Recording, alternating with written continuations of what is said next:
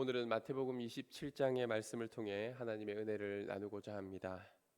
예수의 죽음에 과연 누가 가장 많은 책임을 지고 있을까요?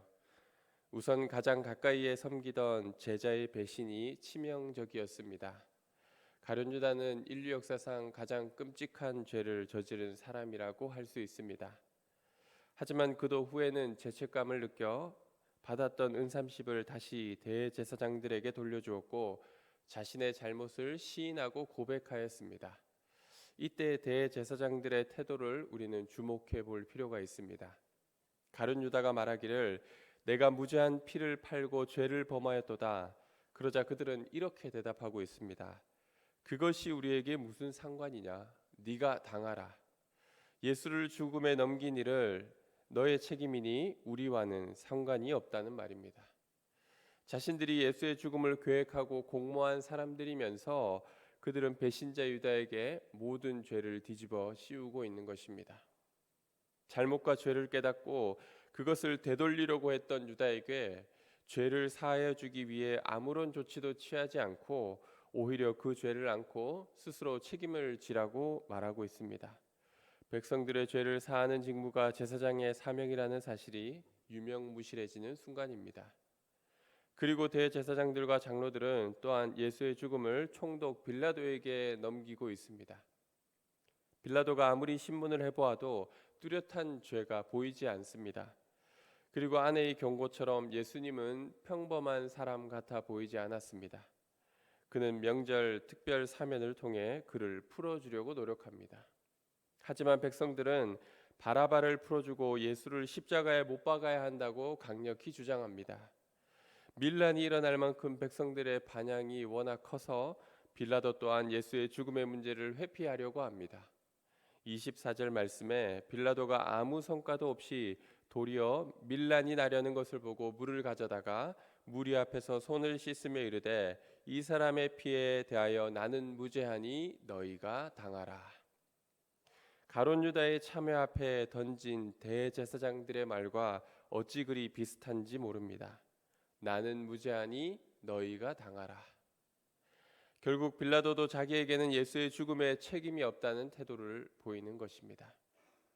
그러한 빌라도의 말의 25절 말씀을 보면 백성이 다 대답하여 이르되 그 피를 우리와 우리 자손에게 돌릴지어다 하고 있습니다. 그런데 과연 백성들이 예수의 죽음에 책임 의식을 가졌을까요? 예수께서 십자가에 매달려 있을 때 수많은 사람들이 한결같이 하는 말의 뉘앙스는 예수 그 스스로가 그러한 일을 자초했다라는 것입니다. 성전을 헐고 사흘에 짓는다고 하고 자신이 하나님의 아들이라고 하던 사람이 왜 그 모양 그 꼴이냐고 조롱합니다. 그가 보여주었던 수많은 이적과 능력들을 기억하며 남은 구원하였으되 자기는 구원하지 못하는구나 조롱하였습니다. 결국 백성들 또한 자기들이 예수를 꼭 죽였다기보다 예수가 제 스스로 말도 안 되는 일을 벌이다가 허망하게 죽음을 자초했다고 생각하였던 것입니다. 하나님을 신뢰하니 하나님이 원하시면 너를 구원하시겠구나. 이 말은 예수라는 거짓말쟁이가 결국 자기가 한 말도 지키지 못하고 죽게 되었다라는 뜻입니다. 분명히 자신은 하나님의 아들이라고 했는데 하나님의 도우심을 털끝만큼도 받지 못하는 무능한 존재로 십자가에 달렸기 때문입니다. 어떻게 생각해 보면 백성들의 말에도 일리는 있습니다. 그들이 소망했던 메시아의 면모는 하나도 보이지 않고 갑자기 모든 것을 포기한 듯이 비참한 모습으로 로마 군인들에게 끌려온 예수님이었기 때문입니다. 예수님께서 그렇게 선포하셨던 하나님 나라라는 것이 도대체 어디에 있는 것입니까? 자이든 타이든 주님께 기대하였던 수많은 것들이 하루아침에 무너지는 경험을 하는 군중들이었습니다. 열렬히 사모하고 따르던 백성들이 배신하여 사랑하는 주님을 십자가에 못 박으라고 외치고 있지만 그 고함을 지르고 있는 군중들은 어쩌면 반대로 예수님께 걸었던 기대와 소망에 대하여 완전히 배신당했다라고 생각했을 것입니다. 그렇게 예수님은 자신을 위해 아무 일도 하지 않으시고 도살장에 끌려가는 양처럼 자기 목숨을 십자가에 내어놓고 있습니다. 수많은 사람들과 제자들의 바람도 소용이 없습니다. 그를 어떻게든 보려는 빌라도의 마음에도 관심이 없으십니다. 예수님께서 이렇게까지 자신을 돌보지 않고 십자가에 목숨을 던진 이유는 바로 그것이 하나님 아버지의 뜻이었기 때문입니다. 예수님의 죽음에 대한 책임은 돌고 돌아 그분의 아버지라고 할 수 있는 하나님에게까지 옵니다. 예수님은 죽음을 앞둔 순간 이렇게 하나님께 간절히 외칩니다. 엘리 엘리 라마 사박다니, 나의 하나님 어찌하여 나를 버리셨나이까.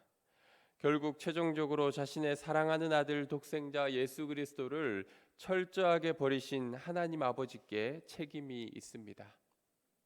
왜 하나님 아버지께서는 자신의 가장 사랑하는 신실한 아들 예수 그리스도를 버리셨습니까? 그러한 참담한 죽음에 내버려 두셨습니까? 예수님조차 시편 23편의 처절한 고백을 하나님께 드리며 절규하고 있지 않습니까?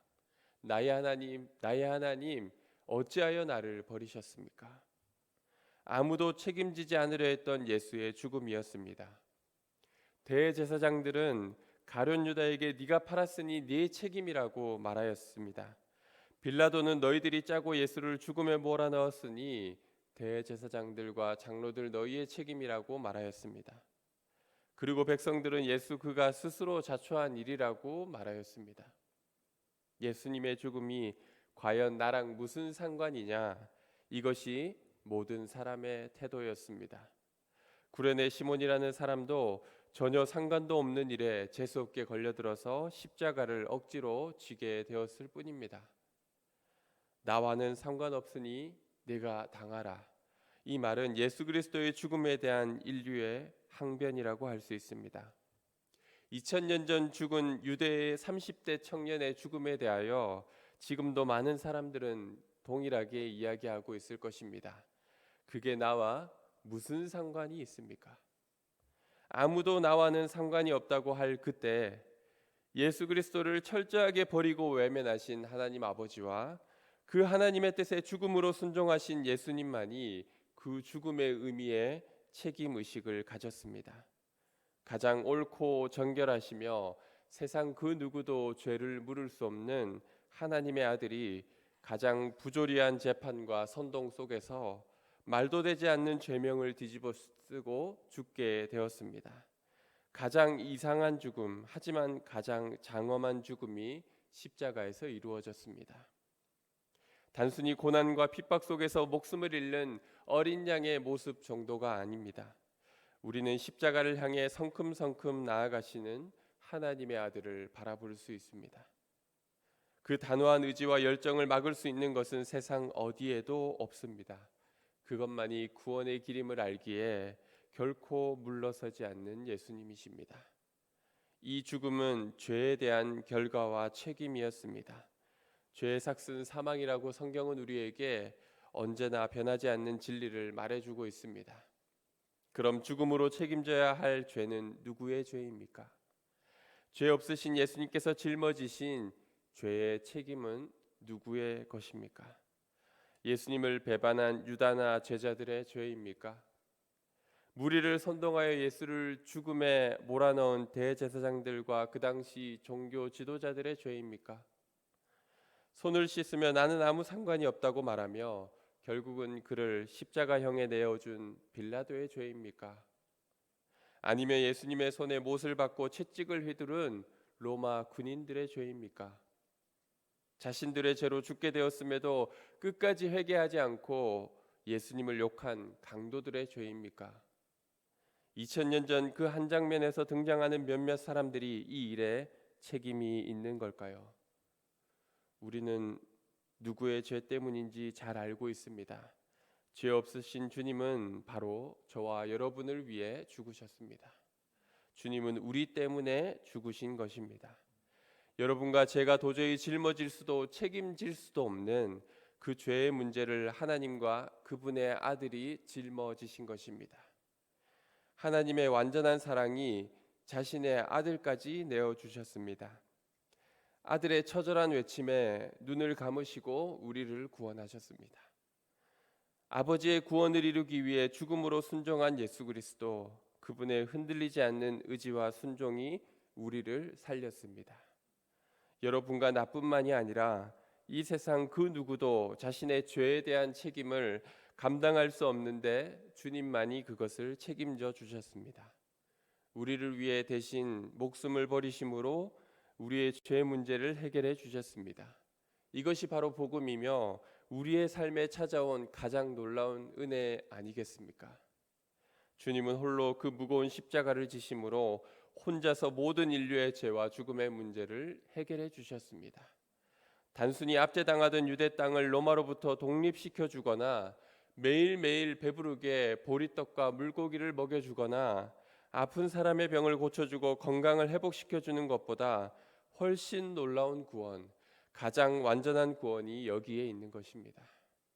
죽을 수밖에 없었던, 지옥으로 향할 수밖에 없었던 몹쓸 죄인의 무거운 죄짐과 죽음의 공포를 대신 십자가에서 가져가 주셨습니다. 이것이야말로 진정한 구원이라고 할 수 있습니다. 예수님을 믿고 여러분은 무엇을 얻었습니까? 세상적으로 얻은 몇 가지 것들을 만족하고 자랑할 것이 아니라 내 삶의 가장 무거운 죄와 죽음의 문제를 그분께서 대신 해결하여 주신 진짜 구원을 자랑하고 찬양합시다. 그리고 이 복음을 널리 자랑하고 전파하는 사람들이 됩시다. 우리의 삶은 바로 오늘 마태복음 27장에 나오는 예수님의 죽음으로부터 시작되었다는 사실을 잊지 맙시다. 나를 살리신 그분의 은혜로 나에게 새로운 삶과 생명이 시작되었다는 것을 기억합시다. 그리고 날마다 그 은혜만을 의지하며 겸손히 나 또한 주님이 걸어가신 길을 따라가는 주님의 종이 되리라 다짐하며 기도하는 모든 성도님들이 되시기를 주님의 이름으로 축원합니다. 기도하겠습니다. 하나님 아버지, 역사상 가장 위대한 장면을 우리는 오늘 말씀을 통해 목도하였습니다. 바로 나의 새로운 삶과 생명이 시작된 위대한 십자가의 사건을 함께 보았습니다.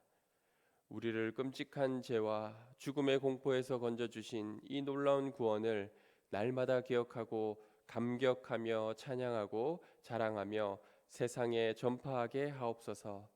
그 누구도 부인할 수 없는 죄와 죽음의 문제를 친히 홀로 담당하시고 책임을 지신 예수 그리스도의 사랑을 믿지 않는 많은 이들에게 전하게 하옵소서. 이제 내가 사는 것이 아니요 오직 내 안에 계신 그리스도께서 사시는 것이라 말씀하셨으니 주님께만 순종하며 그 길을 따라가는 저희 모두가 되게 하옵소서. 예수님의 이름으로 기도드립니다. 아멘.